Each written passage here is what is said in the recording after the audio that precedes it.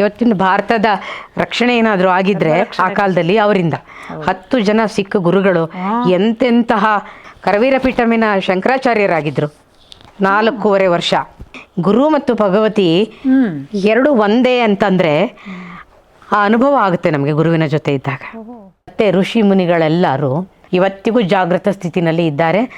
ಇದಕ್ಕೆ ಪ್ಯೂರ್ಲಿ ಕಾಶ್ಮೀರ್ ಶೈವಿಸಮಲ್ಲಿ ಏನಿದೆ ಅದರ 36 ತತ್ವಸ್ ಅನ್ನೋದ್ರ ಮೇಲೇ ಈ ಇಡೀ ಪಂಚಕೃತ್ಯಗಳ ಅರ್ಥವನ್ನು ಮಾಡ್ಕೊಳ್ಬೇಕಾಗುತ್ತೆ ಶ್ರೀವಿದ್ಯೆನಲ್ಲಿ. ಕಡೆ ನಿಮ್ಮ ಹೆಸರನ್ನು ಹೇಳಬೇಕು ನಾನು. ಇದು ಲೀಲಾಮಯವಾದಂತಹ ಇದೊಂದು ಲೀಲಾ ಜಾಲ.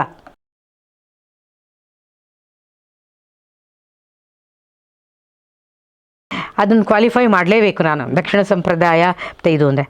ಅದನ್ನು ನಾನು ಚಾರಿತ್ರಿಕವಾಗಿ ನೋಡಿದರೆ ಉತ್ತರ ಭಾರತದ ಮೇಲೆ ಪರಕೀಯರ ದಾಳಿ ಆಗಿರುವಷ್ಟು ಮತ್ತು ಅದರ ಅನಾಹುತಗಳು ಇವು ದಕ್ಷಿಣ ಭಾರತದಲ್ಲಿ ಕಡಿಮೆ. It was protected more or less ಅಲ್ವೇ? ಖಂಡಿತ. ಹಾಗಾಗಿ ಇಲ್ಲಿ ಸಂಪ್ರದಾಯಗಳು ಈ ಥರ ಶ್ರೀವಿದ್ಯೆಯ ಒಂದು ಅನುಷ್ಠಾನಗಳು ದೇ ಆರ್ ಇಂಟ್ಯಾಕ್ಟ್. ವೇದಗಳು ಅಷ್ಟೇ ಅಲ್ವಾ? ಉತ್ತರ ಭಾರತದಲ್ಲಿ ಹಾಗಾಗಲಿಲ್ಲ ಪಾಪ. ಹಾಗಾಗಿ ಸ್ವಲ್ಪ ಎಲ್ಲೋ ಒಂದು ಕಡೆ ಅದು ಕಲಬೆರಕೆಯೋ ಮತ್ತೊಂದು ಆಗಿ ಶುದ್ಧವಾದ ರೀತಿಯಲ್ಲಿ ಶ್ರೀವಿದ್ಯೆಯ ಪ್ರಾಕ್ಟೀಸಸ್ಸು ಇರಲಾರದು ಅಂತ ಕಾಣಿಸುತ್ತೆ ಅಷ್ಟೇ. ನನಗೆ ಉತ್ತರ ಭಾರತದ ಸಂಪ್ರದಾಯದ ಬಗ್ಗೆ ನೇರವಾದಂತಹ ಅನುಭವ ಇಲ್ಲ. ಯಾಕೆ ಅಂತಂದರೆ ಸ್ವಾಮಿರಾಮ ಅವ್ರ ಬಗ್ಗೆ ನಿಮ್ಮ ಮತ್ತೆ ಹೇಳಬೇಕಾಗ್ತದೆ ಯಾಕೆ ಹೀಗಾಯಿತು ಅನ್ನೋದಕ್ಕೆ. ಏನು ಅಂತಂದರೆ ಋಷಿ ಪರಂಪರೆಯ ಬಗ್ಗೆ ಒಂದು ವಿಚಾರವನ್ನು ಸ್ವಾಮಿರಾಮ ಅವರು ಅವ್ರ ಪುಸ್ತಕಗಳಲ್ಲೂ ಬರೆದಿದ್ದಾರೆ. ಯಾವುದು living with Himalayan masters, Kannada ಅನುವಾದನೂ ತಾವು ಓದಿರ್ತೀರಿ ಅಥವಾ ಕೇಳಿರ್ತೀರಿ. ಶ್ಯಾಮ್ ಸುಂದರ್ ಅವರು ಬರೆದಿರುವಂಥದ್ದು. ಋಷಿಗಳನ್ನು ಸ್ವಾಮಿರಾಮ ಅವರು ಫ್ರೀ ಥಿಂಕರ್ಸ್ ಅಂತ ಕರೀತಾರೆ. ಆಮೇಲೆ ವೆಸ್ಟಲ್ಲಿ ಹೋದಾಗ ಅವರು ಶ್ರೀವಿದ್ಯೆ ಅಂತ ಎಲ್ಲೂ ಪ್ರಸಾರ ಮಾಡಲಿಲ್ಲ. ಅಷ್ಟಾಂಗ ಯೋಗದಲ್ಲೂ ಅವರು ಕೇವಲ ಆರೋಗ್ಯ ಅನ್ನೋದನ್ನು, ಹೋಲಿಸ್ಟಿಕ್ ಹೆಲ್ತ್ ಅನ್ನುವ ರೂಪವನ್ನು ಕೊಟ್ಟು ಅದಕ್ಕೆ ಆಸನ, ಪ್ರಾಣಾಯಾಮ, ಧ್ಯಾನ ಈ 3ರ ಸುತ್ತಲೇ ಅವರು ಜನರಿಗೆ ಅದನ್ನು ಕೊಟ್ಟರು. ಅಧ್ಯಾತ್ಮವನ್ನು ತುಂಬ ಹತ್ತಿರ ಬಂದಂತಹ ಶಿಷ್ಯರಿಗೆ ಕೆಲವರಿಗೆ ಮಾತ್ರ ಮಂತ್ರೋಪದೇಶ ಮಾಡ್ತಾಯಿದ್ರು. ಕೊನೆಯ ಹಂತ ಅಮೆರಿಕ ಬಿಟ್ಟು ಬರುವ ಸಮಯ ಹತ್ತಿರ ಬಂದಾಗ ಅವರು ಶ್ರೀವಿದ್ಯೆ ಬಗ್ಗೆ ಸ್ವಲ್ಪ ಮಾತಾಡೋರು ಅಷ್ಟೇ. ಹಾಗಾಗಿ ರಿಟರ್ನ್ ಡಾಕ್ಯುಮೆಂಟ್ಸು ಕೂಡ ಅವ್ರದ್ದು ತುಂಬ ಕಡಿಮೆ ಶ್ರೀವಿದ್ಯೆ ಬಗ್ಗೆ. ಯಾಕೆ ಅಂದರೆ ಆಗ ಕಾಲ ಪಕ್ವವಾಗಿರಲಿಲ್ಲ. ಶ್ರೀವಿದ್ಯೆ ಅಂದರೆ ಅದೊಂದು ತಂತ್ರ ಅಂದರೆ ವೆಸ್ಟಲ್ಲಿ ಹೇಗಿತ್ತು ಅನ್ನೋದು ಗೊತ್ತು ನಿಮಗೆ. ಇಲ್ಲೂ ಹಾಗೆ, ಆದರೆ ಅಲ್ಲೊಂದು ಸ್ವಲ್ಪ ಇನ್ನೂ ವಿಪರೀತಕ್ಕೆ ಇತ್ತು. Because it's A free society, open society. ಹಾಗಾಗಿ ಇವರೇನಾದ್ರು ತಂತ್ರದ ಬಗ್ಗೆ ಮಾತಾಡೋಕ್ಕೆ ಬಂದಿದ್ದಾರೆ ಅಂದರೆ ಅವ್ರು ಹೋಗಿರೋ ಉದ್ದೇಶವೇ ವ್ಯರ್ಥ ಆಗಿಬಿಡ್ತಾಯಿತ್ತು.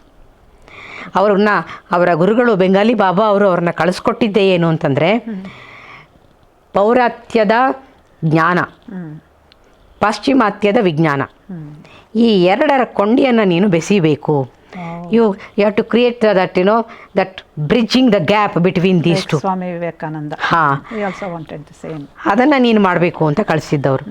ಹೋಗುವಾಗ ಅದನ್ನೇ ಕೇಳ್ತಾರೆ. ಏನು ಅಂದರೆ ನಾನು ಹಾಗಿದ್ರೆ ಏನು ಮಾಡಬೇಕು ಅಲ್ಲಿ ಹೋಗಿ ಅವ್ರನ್ನೆಲ್ಲರನ್ನೂ ಹಿಂದೂ ಇದಕ್ಕೆ ಮತಾಂತರ ಮಾಡಬೇಕಾ ಅಂತ ಕೇಳ್ತಾರೆ. ಸ್ವಾಮಿರಾಮ ಹೇಳ್ತಾರೆ ಮತಾಂತರ ಅನ್ನೋದಿಲ್ಲ ನಮ್ಮಲ್ಲಿ, ಇಲ್ಲವೇ ಇಲ್ಲ. ಮತ್ತು ಧರ್ಮ ಅನ್ನೋದು ಏನು ಇವತ್ತಿನ ಕಾಲಕ್ಕೆ ಚಲಾವಣೆಯಲ್ಲಿ ಅರ್ಥ ಇದೆ, ಅದನ್ನು ಋಷಿ ಪರಂಪರೆ ಒಪ್ಪೋದಿಲ್ಲ. ಅದಕ್ಕೆ ತಮ್ಮನ್ನು ಅವರು ಫ್ರೀ ಥಿಂಕರ್ಸ್ ಅಂತ ಕರ್ಕೊಳ್ಳುವಂಥದ್ದು. ಅಲ್ಲಿ ಹಿಮಾಲಯದ ಗುಹೆಗಳಲ್ಲಿ, ಗುರುಕುಲಗಳಲ್ಲಿ ಈ ಶ್ರೀವಿದ್ಯೆಯ ಪ್ರಾಕ್ಟೀಸು ಯಾವುದು 10,000 ವರ್ಷಗಳ ಹಿಂದೆ ಸನಕ ಸನಂದನ, ಸನತ್ ಕುಮಾರ, ಸುಜಾತ ಇವರು ಬ್ರಹ್ಮನ ಮಾನಸ ಪುತ್ರರನ್ನು ಕರೀತಾರೆ. ಅಲ್ಲಿಂದ ನಮ್ಮ ಟ್ರೆಡಿಷನ್ ಪ್ರಾರಂಭ ಆಗುತ್ತೆ ಅಂತ ಸ್ವಾಮಿರಾಮ ಅವರು ಬರೀತಾರೆ. ಹಾಂ, ಆಗ ಏನು ಅವರು ಸಂಹಿತೆಗಳನ್ನು ಬರೆದ್ರು. ಸನಕ ಸಂಹಿತೆ, ಸದಾನಂದ ಸಂಹಿತೆ ಎಲ್ಲವೂ ಇದ್ದಂಥದ್ದು. ಪ್ಯೂರ್ಲಿ ಅದೆಲ್ಲವೂ ತಾಂತ್ರಿಕವೇ. ಆದರೆ ಕಾಲಾನಂತರ ಅವೆಲ್ಲ ಕಳೆದು ಹೋಯ್ತು ಆ ಪುಸ್ತಕಗಳೆಲ್ಲ. ಆದರೆ ಸ್ವಾಮಿರಾಮ ಅವ್ರು ಹೇಳ್ತಾರೆ ಕಳೆದೋಯ್ತು ಅನ್ನೋದಕ್ಕೆ ಯಾರೂ ಚಿಂತೆ ಪಡಬೇಕಾಗಿಲ್ಲ. ಅಷ್ಟರೊಳಗಾಗಲೇ ಅನೇಕ ಮುಂದೆ ಬಂದಂತಹ ಋಷಿಗಳು ಆ ಸಂಹಿತೆಗಳನ್ನು ಆಧಾರವಾಗಿ ಇಟ್ಕೊಂಡು ಅನೇಕ ತಾಂತ್ರಿಕವಾದಂತಹ ಪದ್ಧತಿಗಳನ್ನೆಲ್ಲ ಆಚರಣೆಗೂ ತಂದು ಪುಸ್ತಕಗಳನ್ನು ಬರೆದುಬಿಟ್ರು. ಈಗ ಪರಶುರಾಮ ಕಲ್ಪಸೂತ್ರ ಉದಾಹರಣೆ ಅವ್ರು ಹೇಳ್ತಾರೆ. ಆ ಪುಸ್ತಕದಲ್ಲಿ ಇವತ್ತು ನೀವೇನು ನೋಡ್ತೀರೋ ಅದು ಸಾರಾಂಶ ನಿಮಗೆ ಆ ಸಂಹಿತೆಗಳಲ್ಲಿತ್ತು. ಈ ರೀತಿ ನೂರಾರು ಋಷಿಗಳು ಮತ್ತು ಬೈ ದೆಮ್ಸೆಲ್ಸ್ ದೇವರ್ ಶ್ರೀವಿದ್ಯಾ ಪ್ರಾಕ್ಟಿಷನರ್ಸ್ ಶ್ರೀವಿದ್ಯಾ ಅನ್ನೋ ಒಂದೇ ಹೆಸರಿನಲ್ಲಿ ಇರಲಿಲ್ಲ, ಅದು ತಾಂತ್ರಿಕ ಮಾರ್ಗದಲ್ಲೇ ಅನೇಕವಾಗಿತ್ತದು. ಹೌದು, ತಂತ್ರ ಅನ್ನೋದು ಒಂದು ದೊಡ್ಡ ಸಾಗರ. ಹೌದು ಅಲ್ವೇ? ಹಾಗೆ ಅದು ಇಂಟ್ಯಾಕ್ಟ್ ಇದ್ದೇ ಇದೆ, ರೂಪಾಂತರಣ ಆಗ್ತಾ ಹೋಯಿತು. ಈ ಪ್ರೋಸೆಸ್ಸಲ್ಲಿ ಅದು ಸಮಾಜವನ್ನು ಸೇರಿದಾಗ ಹಿಮಾಲಯದ ಗುಹೆಗಳಲ್ಲಿ ಇದ್ದಂತಹ ಆ ಜ್ಞಾನವನ್ನು ಪ್ರಸಾರ ಮಾಡೋಕ್ಕೋಸ್ಕರನೇ ಅನೇಕ ಋಷಿಗಳು ಈ ಕಡೆಗೆ ಬಂದರು. ಅದರಲ್ಲಿ ಬೆಸ್ಟ್ ಎಕ್ಸಾಂಪಲ್ಲು ಅಗಸ್ತ್ಯರು. ಹೌದು, ವಿಂಧ್ಯ ಪರ್ವತವನ್ನು ಮಣಿಸಿ ದಾಟ್ಕೊಂಡು ಬಂದಂಥವ್ರು ಅವರು, ಅಲ್ವೇ? ಹಾಗೆ ಬಂದು ಪ್ರಸಾರ ಆಗ್ತಾ ಬಂತು. ಆಗ ಆ ಕಾಲಕ್ಕೆ ಬಹುಶಃ ಧರ್ಮ ಬೇರೆ ಆಧ್ಯಾತ್ಮ ಬೇರೆ ಅಂತ ಇರಲಿಲ್ಲ. ಕ್ರಮೇಣ ಆಯ್ತಂದರೆ ಸೆಗ್ರಿಗೇಟ್ ಆಯಿತು. ಹೌದು, ಯಾಕೆ ಅಂದರೆ ಧರ್ಮದಲ್ಲಿ ಏನನ್ನು ಕೊಡಬೇಕೋ ಆಧ್ಯಾತ್ಮದ ಸೊಗಡು ಕ್ರಮೇಣ ಕಡಿಮೆ ಆಗ್ತಾ ಬಂತು. ಹೌದು, ಕಡಿಮೆ ಆಗಿ ಅದು ಕೇವಲ ಯಾಂತ್ರಿಕವಾದ ಬಹಿರ್ಮುಖವಾದ ಬಾಹ್ಯದ ಪೂಜೆಯೋ ಪುನಸ್ಕಾರವೋ ಆಗಿ ಒಂದು ರಿಚುವಲ್ ಆಗಿ ನಿಂತ್ಕೊಂಡ್ಬಿಡ್ತು. ವಿದ್ಯೆ ಇತ್ತು, ಅರೆ ಅದನ್ನು ಪ್ರಾಕ್ಟೀಸ್ ಮಾಡಿ 4 ಜನರಿಗೆ ಹೇಳುವಂಥವ್ರು ಕಡಿಮೆ ಆಗ್ಲಿಕ್ಕೆ ಶುರುವಾದರು. ಆಮೇಲೆ ಟೆಂಪಲ್ ಟ್ರೆಡಿಷನ್ ಅನ್ನೋದೇ ಒಂದು ಕಮರ್ಷಿಯಲ್ ಆಗೋಕ್ಕೆ ಶುರುವಾಯಿತು. ತುಂಬ ವಿಕಾರಗಳು ತುಂಬ ಆಗಿದೆ. ಹೀಗಾಗಿ ಇವತ್ತಿಗೆ ಅಮ್ಮ ಇಲ್ಲಿ ಒಂದು ಸಣ್ಣ ನನ್ನ ಕುತೂಹಲ ಕೇಳ್ತಾ ಇದ್ದೀನಿ. ಈ ರಾಜಕೀಯವಾದ ಏರ್ಪೇರುಗಳಾಯ್ತಲ್ಲ, ಅಂದರೆ ಪೊಲಿಟಿಕಲ್ ಅಟ್ಯಾಕ್ಸ್, ತನ್ನ ಮೂಲಕ ಈ ನಮ್ಮ ದೇಶದ ಏನು ಮೂಲ ಸಾಮರ್ಥ್ಯ ಇದೆ, ಅದು ಧಾರ್ಮಿಕ ಆಧ್ಯಾತ್ಮಿಕ ಸತ್ವ, ಅದನ್ನು ಯಾವಾಗಲೂ ಹಿಂದೆ ಹಿಸುಕಿ ಎಸೆಯುವಂಥ ಒಂದು ಪ್ರಯತ್ನ ನಡೀತು. ಅದರಿಂದ ಏನಾದರೂ ಆಯ್ತಾ ಈ ಥರ? ಅದು ಮುಖ್ಯವಾದ ಕಾರಣ ಅದು. ಸರಿ. ಹಾಗಾಗಿ ಇಂತಹ ದೊಡ್ಡ ದೊಡ್ಡ ಸಾಧಕರೆಲ್ಲ ಸಮಾಜದಲ್ಲಿ ಬದುಕಲಿಕ್ಕೆ ಆಗಲಿಲ್ಲ. ಆವಾಗ ಎಲ್ಲ ಒಂದು ಮೂಲೆಯಲ್ಲಿ ಸೇರ್ಕೊಂಡ್ಬಿಟ್ರು. ಅವ್ರಿಗೆ ಕ್ವಾಯಟ್ ಆಗಿ ತಮ್ಮಷ್ಟಕ್ಕೆ ತಾವು ಸಾಧನೆಯನ್ನು ಮಾಡಿಕೊಂಡು ಆ ವಿದ್ಯೆಯನ್ನು ಉಳಿಸ್ಕೊಂಡ್ರೆ ಸಾಕು. ಹತ್ರ ಬಂದವರಿಗೆ ಕೆಲವರಿಗೆ ಮೌಖಿಕವಾಗಿ ಪರಂಪರೆಯಲ್ಲಿ ಕೊಟ್ಟು ಅದನ್ನು ಇಂಟ್ಯಾಕ್ಟ್ ಆಗಿ ಉಳಿಸಿದರು. ಇದು ವಿಶೇಷವಾಗಿ ದಕ್ಷಿಣಾಚಾರದಲ್ಲಿ ಉಳಿತು. ಆದರೆ ಉತ್ತರದಲ್ಲಿ ಈ ಒಂದು ಅಗಾಧವಾದ ಹಿಂಸೆ, ನೋವು ಇದೆಲ್ಲ ಇದ್ದಿದ್ದರಿಂದ ಸಾವರ್ಕರ್ ಬರೀತಾರೆ 500 ವರ್ಷ ದಕ್ಷಿಣದವರನ್ನ ಹಾಗೇ ಪ್ರೊಟೆಕ್ಟ್ ಮಾಡಿದ್ದು, ರಕ್ಷಿಸಿದ್ದು ಉತ್ತರ ಭಾರತದವರು. ಅದರಲ್ಲೂ ನಾರ್ತ್ ವೆಸ್ಟ್ ಫ್ರಂಟಿಯರ್ ಎಂತೆಂಥ ತ್ಯಾಗಗಳು. ಅಯ್ಯೋ, ಅದರಿಂದ ವಿ ಶುಡ್ ಬಿ ಗ್ರೇಟ್ಫುಲ್. ಅವರಲ್ಲಿ ಅದಿಲ್ಲ ಇದಿಲ್ಲ ಅಂತ ಅವರನ್ನು ಆಕ್ಷೇಪ ಮಾಡೋದಲ್ಲ. ಇಡೀ ಸಿಖ್ ಪಂಥವನ್ನೇ ನೀವು ನೋಡಿದರೆ ಅವರು ಬಂದಿದ್ದೇ ಅದಕ್ಕೋಸ್ಕರ. ಇವತ್ತಿನ ಭಾರತದ ರಕ್ಷಣೆ ಏನಾದರೂ ಆಗಿದ್ರೆ ಆ ಕಾಲದಲ್ಲಿ ಅವರಿಂದ 10 ಜನ ಸಿಖ್ ಗುರುಗಳು ಎಂತೆಂತಹ ತೇಗ್ ಬಹದ್ದೂರು ಎಷ್ಟು ಅವರು ಎಂಥ ಹಿಂಸೆಯನ್ನು ಅನುಭವಿಸಿದ್ರು. ತಾವಷ್ಟೇ ಅಲ್ಲ, ತಮ್ಮ ಮಕ್ಕಳು, ಹೆಂಡತಿಯರು ಎಲ್ಲರೂ ಆ ಒಂದು ಆ ತ್ಯಾಗವನ್ನು ನೋಡಿದರೆ ಎಂಥ ನೋವಿನಿಂದ ಕೂಡಿದಂತಹ ಜೀವನವನ್ನು ಅವರು ದೇಶಕ್ಕೋಸ್ಕರ ಮಾಡಿದರು. ಸೊ ಇದೆಲ್ಲ ಇದ್ದಿದ್ದರಿಂದ ಈ ನೀವೇ ಹೇಳಿದಾಗೆ ಈಗ ಮತ್ತೆ ಆ ವಿಕಾರಗಳೆಲ್ಲ ಇದ್ದಿದ್ದರಿಂದ ಇದನ್ನು ಬೇರೆ ಮಾಡದೇ ಇದ್ದರೆ ಆಧ್ಯಾತ್ಮವಾಗಿ ಕೊಡೋಕ್ಕೆ ಸಾಧ್ಯ ಆಗ್ತಾ ಇಲ್ಲ ಅನ್ನುವಂಥ ಪರಿಸ್ಥಿತಿ ಬಂತು ಅಂತ ಕಾಣಿಸುತ್ತೆ ಬಹುಶಃ. ಅದಕ್ಕೆ ವೆಸ್ಟಲ್ಲಿ ಹೋದಾಗ ಸ್ವಾಮಿರಾಮರನ್ನ ಅನೇಕರು ಒಪ್ಕೊಳ್ಳಲ್ಲ, ಆಯಿತಾ? ಬಿಕಾಸ್ ಯಾಕೆ ಅವ್ರು ಫ್ರೀ ಥಿಂಕರ್ ಅಂತ. ಸೊ ಒಂದು ವೆಸ್ಟ್ಗೆ ಹೋಗಿ ನಮ್ಮ ಜ್ಞಾನವನ್ನು ಕೊಡಬೇಕು ಅಂತಂದರೆ ಅಂದರೆ ಇಲ್ಲಿನವರ ಅಥವಾ ಯಾರು? ಅನೇಕರು. ನಾವು ಓದವರೆಲ್ಲ ಒಪ್ಕೊಳ್ತೀವಪ್ಪ. ಸ್ವಲ್ಪ ವಿಚಾರ ಮಾಡುವಂಥವರು, ಹೀಗೆ ಇದಮಿತ್ತಮ್ ಅಂತ ಸರಿಯಾಗಿ ಅರ್ಥ ಮಾಡ್ಕೊಳ್ಳುವಂಥವರು ಅವರನ್ನು ಒಪ್ಕೊಳ್ತಾರೆ. ಸ್ವಲ್ಪ ಇಲ್ಲ ನಮ್ಮದೇ ಸರಿ, ನಾವು ಹೇಳೋ ರೀತಿನೇ ಸರಿ ಅನ್ನುವ ಕಪ್ಪಿ ಮುಷ್ಟಿಯನ್ನು ಹಿಡ್ಕೊಂಡಂಥವ್ರಿಗೆ ಕನ್ಸರ್ವೇಟಿವ್ಸ್. ಆ ಶಬ್ದ ಹೇಳಿದ್ರೆ ಕೇಳೋರಿಗೆ ಬೇಜಾರಾಗುತ್ತೇನೋ ಅಂತ ನಾನು ಬಳಸಲಿಲ್ಲ. ನಂಗೆ ಸಂತೋಷ ಆಯಿತು ನೀವು ಹೇಳಿದ್ದು. ಅಂದರೆ ತಾವು ಹಿಡಿದ ಕೋಳೆಗೆ 3 ಕಾಲು ಅನ್ನೋ ಅಂಥವ್ರು ಇರ್ತಾರೆ. ಇದು ಇಂಥವರಿಗೆ ಅವರು ಇಷ್ಟವಾಗಲಿಲ್ಲ. ಆ ಕಾಲದಲ್ಲೂ ಅಷ್ಟೇ ಅವ್ರ ಬಗ್ಗೆ ತುಂಬ ವಿರೋಧ ಇತ್ತು. ಎಲ್ಲ ಕಾಲದಲ್ಲೂ ಇತ್ತು. ಯಾಕಂದರೆ ಅವರು ಕರವೀರ ಪೀಠಮಿನ ಶಂಕರಾಚಾರ್ಯರಾಗಿದ್ದರು 4.5 ವರ್ಷ. ಅದು ಒಂದು ದೊಡ್ಡ ಅದ್ಭುತವಾದ ಕತೆ. ಅಲ್ಲಿ ಇದ್ದು ಒಂದಷ್ಟು ರೆವಲ್ಯೂಷನನ್ನು ತರಕ್ಕೆ ಹೊರಟ್ರು ಅವರು. ಏನು, ಸ್ತ್ರೀಯರಿಗೆ ಪ್ರವೇಶ ನಿಷಿದ್ಧ ಇತ್ತು, ಅವ್ರು ಗಾಯತ್ರಿ ಮಂತ್ರ ಮಾಡಬಾರ್ದು, ಧ್ಯಾನ ಮಾಡಬಾರ್ದು, ಮಂತ್ರ ಮಾಡಬಾರ್ದು, ಇಂಥದ್ದನ್ನೆಲ್ಲ ಬದಲಾವಣೆಗಳನ್ನು ಮಾಡಿ ಆ ದೇವಸ್ಥಾನಕ್ಕೆ ಮತ್ತು ಅವರ ಆಶ್ರಮದ ವಾತಾವರಣದಲ್ಲಿ ಅವರು ಎಲ್ಲ ಬರ್ಬೋದು, ಭಾಗವಹಿಸ್ಬೋದು ಅಂತ ಮಾಡಿದ್ದು. ಆಮೇಲೆ ಕೆಲವರಿಗೆ ಮಾತ್ರ ಮಂತ್ರವನ್ನು ಜಪ ಮಾಡುವ ಹಕ್ಕಿದೆ ಅನ್ನುವ ಭಾವನೆಯನ್ನು ನಿರ್ನಾಮ ಮಾಡಿ ಯಾರ್ಯಾರಿಗೆ ಅಧಿಕಾರ ಇದೆ, ಅರ್ಹತೆ ಇದೆ, ಅವರು ಎಲ್ಲರೂ ಮಾಡ್ಬೋದು. ಇಂಥದ್ದನ್ನೆಲ್ಲ ಮಾಡಿದಾಗ ಅವರಿಗೆ ಅಲ್ಲಿ ಉಳಿಯೋದು ಕಷ್ಟವಾಯಿತು. ಸರ್ವಜನ ಹಿತಕ್ಕೋಸ್ಕರವಾಗಿ. ಹಾಂ, ಕೊನೆಗೆ ಅವರಿಗೆ ನಾನು ಒಬ್ಬ ಯೋಗಿ ಸ್ವಾತಂತ್ರ್ಯಕ್ಕಿಂತ ದೊಡ್ಡದು ಯಾವುದು ಇದೆ ಅಂತ ಅಂದುಕೊಳ್ಳೋದೇ ಇಲ್ಲ. ಹಾಗಾಗಿ why am I wasting my life here ಅಂತ ಹೇಳದೆ ಕೇಳದೆ ಅಲ್ಲಿಂದ ಬಂದುಬಿಟ್ರು ಅವರು. ಆಶ್ರಮದಿಂದ ಹೊರಗಡೆ ಬಂದಾಗ ಬಸ್ ಹತ್ತಿದ್ರೆ ಟಿಕೆಟ್ ಕೊಡೋಕೆ ದುಡ್ಡಿರಲಿಲ್ಲ ಅವ್ರ ಹತ್ರ. ಹಾಗೆ ಬಿಟ್ಬಿಟ್ಟು ಬಂದುಬಿಟ್ಟಿದ್ರು ಎಲ್ಲವನ್ನ ಅವರು. ಆಯಿತಾ? ವೆಸ್ಟ್ಗೆ ಹೋದಾಗ ಅವರು ಅಲ್ಲೂ ಇರ್ತಾರಲ್ವಾ, ಕ್ರಿಶ್ಚಿಯಾನಿಟಿ ಇಸ್ ವೆರಿ ಸ್ಟ್ರಾಂಗ್. ಅನೇಕ ಪ್ರಶ್ನೆಗಳನ್ನು ಅವ್ರು ಎದುರಿಸಬೇಕಾಯಿತು. ಪ್ರಶ್ನೆಗಳೇನು, ವಿರೋಧಗಳನ್ನು ಎಲ್ಲ ತುಂಬಾ ಕಷ್ಟಪಟ್ಟಿದ್ದಾರೆ. ಅಪರಾಧಗಳು ಎಲ್ಲನೂ ನಡೆಯುತ್ತೆ, ಎಲ್ಲ ನಡೆಯುತ್ತೆ. ಕೊನೆಗೆ ಅವ್ರು ಹತ್ರ ಬಂದಂಥವ್ರಿಗೆ ಹೇಳ್ತಾ ಇದ್ದಿದ್ದು ಇದನ್ನೇ, ಏನು ಯೋಗ ಕಲಿಸ್ತೀನಿ ಎಲ್ಲ ಮಾಡೋದ್ರ ಜೊತೆಯಲ್ಲಿ ನಾನು ಹೇಳೋದಿಷ್ಟೇ, ಏನು ಯಾವ ಧರ್ಮವೂ ಕೂಡ ಅಂತಿಮವಾಗಿ ಆಧ್ಯಾತ್ಮವನ್ನು ಕಲಿಸೋದಕ್ಕೆ ಈ ವ್ಯವಸ್ಥೆಯ ಆರ್ಗನೈಸೇಷನಲ್ ರಿಲಿಜನ್ ಅಂತ ಕರೀತಾರೆ ಅವರು ಅದನ್ನು. ಅದಕ್ಕೆ ಸಾಧ್ಯ ಆಗೋಲ್ಲ. ಆ ವ್ಯವಸ್ಥೆಗೆ ತನ್ನದೇ ಆದಂತಹ ಒಂದು ಲಿಮಿಟೇಷನ್ಸ್ ಇರ್ತದೆ. ಅದನ್ನು ಬಿಡಬೇಕು ಅಂತಾದರೆ, ಬಿಟ್ಟೇನಾದ್ರು ಮಾಡಬೇಕು ಅಂತಂದರೆ, ಈ statement use to be religion ends where spirituality begins ಅಂತ ಹೇಳೋರು ಅವರು. ಧರ್ಮ ಮುಗಿಸಿದ್ರೇ ಮಾತ್ರ ಆಧ್ಯಾತ್ಮವನ್ನು ಮಾಡಲಿಕ್ಕೆ ಸಾಧ್ಯ, ಕಲಿಸ್ಕೊಡ್ಲಿಕ್ಕೆ ಸಾಧ್ಯ ಅಂತ. ಹಾಗಾಗಿ ನನಗೆ ಈ ಉತ್ತರ ಭಾರತದ ಸಂಪ್ರದಾಯ ಅಂತಂದರೆ ಒಂದು ಮಂತ್ರವನ್ನು ಕೊಟ್ಟಿದ್ದೆಷ್ಟೋ ಅಷ್ಟು ಅವರು, ಇದನ್ನು ನೀನು ಸಾಧನೆ ಮಾಡು. ಶ್ರೀವಿದ್ಯೆ ಅಂತ ಫಸ್ಟ್ ಟೈಮ್ ನಾನು ಅವ್ರ ಬಾಯಿನಲ್ಲಿ ಕೇಳಿದ್ದು. ಆವಾಗೆಲ್ಲ ಮೊಬೈಲು ಇಲ್ಲದೆ ಇರೋಂತಹ ಕಾಲ. ಏನಕ್ಕೆ ಹೋಗಬೇಕು ಅಂತಂದ್ರೂ ತಾಂತ್ರಿಕವಾದ ಟೆಕ್ಸ್ಟ್ಗಳು ಎಲ್ಲಿ ಸಿಗ್ತದೆ ಆವಾಗ ಸಾಮಾನ್ಯವಾಗಿ. ಮತ್ತೆ ಅಂತ ಹೆಸರುಗಳು ಇಟ್ಕೊಳ್ತಾ ಇದ್ರು ಅಷ್ಟೇ ಅಲ್ವಾ. ಮತ್ತು ಆ ಪುಸ್ತಕಗಳು ಕಬ್ಬಣದ ಕಡಲೆ, ಓದಿದ್ರಲ್ಲ ಅರ್ಥ ಆಗಲ್ಲ. ಟ್ರಾನ್ಸ್ಲೇಷನಲ್ಲಿ ಓದಿದರೆ ಒಂದು 10% ಸಿಗ್ತದೆ ಅದರಲ್ಲಿ ಅಷ್ಟೇ ಅರ್ಥ ಅನ್ನೋದು. ಹಾಗಾಗಿ ಇದೆಲ್ಲ ನಮಗೆಲ್ಲ ನಿಲ್ಕುವಂಥದ್ದು ಅಂತ ಅನಿಸೇ ಇರಲಿಲ್ಲ ನನಗೆ. ಶ್ರೀವಿದ್ಯೆ ಅಂತಂದಾಗ ಹಾಗೆಂದ್ರೆ ಏನು ಅಂತ ಕೇಳಿದೆ ನಾನು ಸ್ವಾಮಿರಾಮ ಅವ್ರನ್ನ. ನೀವು ಹಿಂಗೆ ಹೇಳ್ತಾ ಇದ್ದೀರಲ್ಲ, ನಂಗೆ ಅದರಲ್ಲಿ ಮಂತ್ರ ಕೊಡ್ತಿದ್ದೀನಿ ಅಂತ ಇದ್ದೀರಲ್ಲ, ಹಾಗೆಂದರೆ ಏನು ಸ್ವಾಮೀಜಿ ಅಂಥೇಳಿ. ಗಾರ್ಡನಲ್ಲಿ ನಿಂತಿದ್ರು ಅವರವರ ಆಶ್ರಮದ ಹೊರಗಡೆ. ಸಿಕ್ಕಿದ್ರು ಓಡೋಗಿ ಅದನ್ನು ಕೇಳಬೇಕು ಅಂತ ನಾನು. ಮಂತ್ರೋಪದೇಶ ಆಗಿಬಿಟ್ಟಿದೆ, ಅದಾಗಿದೆ ಮಧ್ಯಾಹ್ನ. ಏನು ಕೊಟ್ಟರಲ್ಲ, ಅದು ಏನೂ ಹೇಳಲೇ ಇಲ್ವಲ್ಲ ಅವರು ಅಂಥೇಳಿ ಅಂತ ಹೋಗಿ ಕೇಳಿದಾಗ ಅವರು ಆಕಾಶದ ಕಡೆ ನೋಡಿ ಮಾ ಭಗವತಿ ಅಂದರು.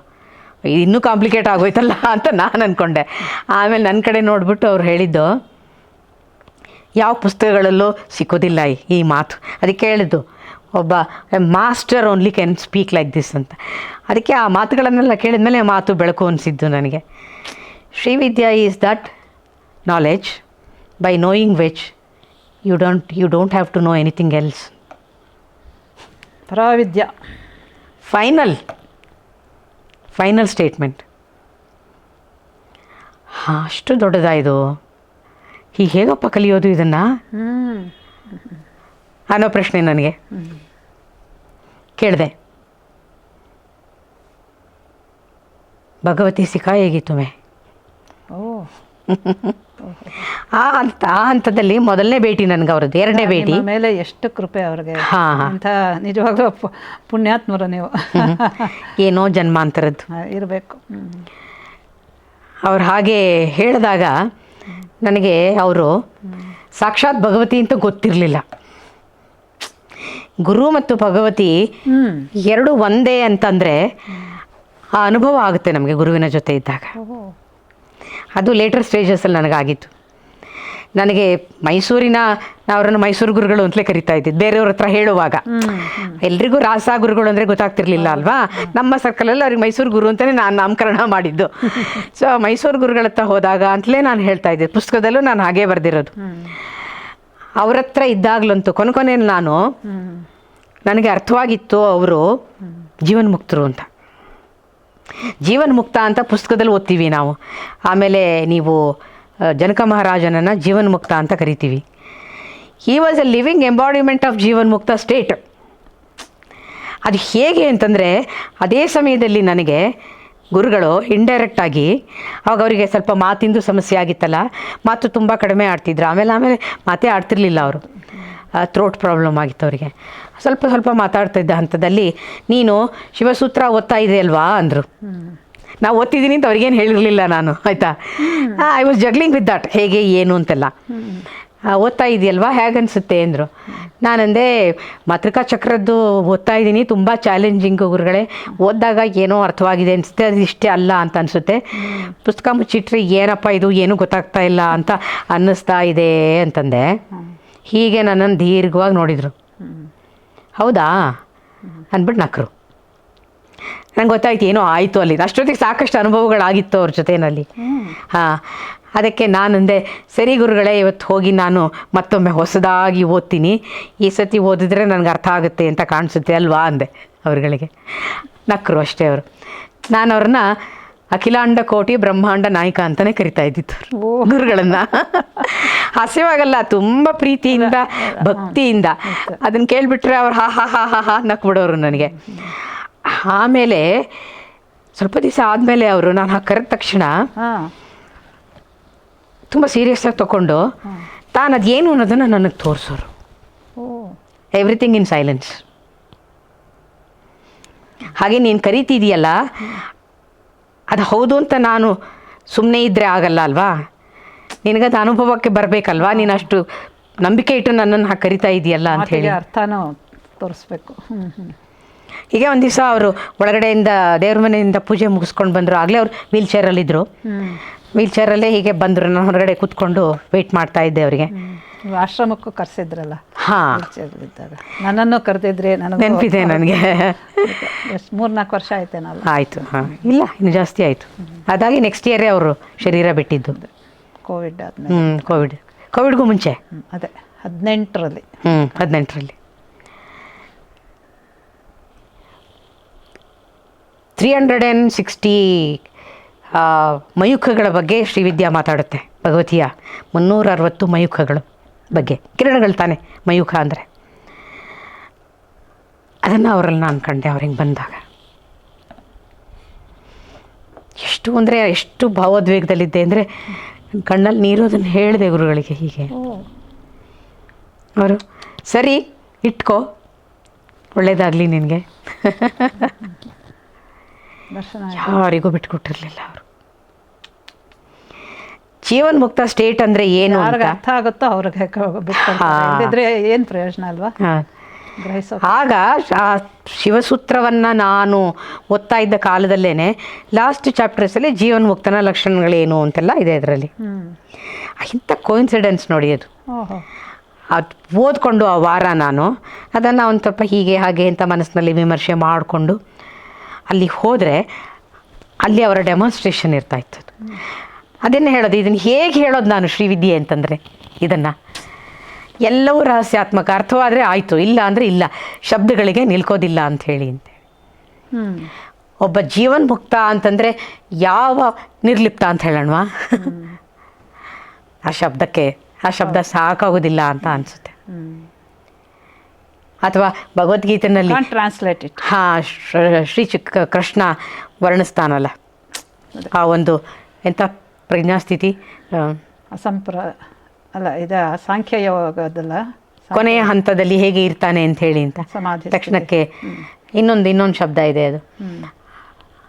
ಅದು ಹೇಳಿದ್ರೆ ಮತ್ತೆ ಪುಸ್ತಕದ ಶಬ್ದ ಆಯ್ತೆ ಹೊರತು ಅದು ಅನುಭವಕ್ಕೆ ನಿಲ್ಕೋದಕ್ಕೆ ಆಗೋದಿಲ್ಲ. ಜೀವನ್ ಮುಕ್ತನ ಒಂದು ಸ್ಥಿತಿ ಇದೆ, ಅದು ಸಾಧ್ಯ ಇದೆ ಅನ್ನೋದನ್ನು ಅವರು ನನಗೆ ಸಂದೇಶವನ್ನು ಕೊಟ್ಟು ಶರೀರವನ್ನು ಬಿಟ್ಟಿದ್ದವರು.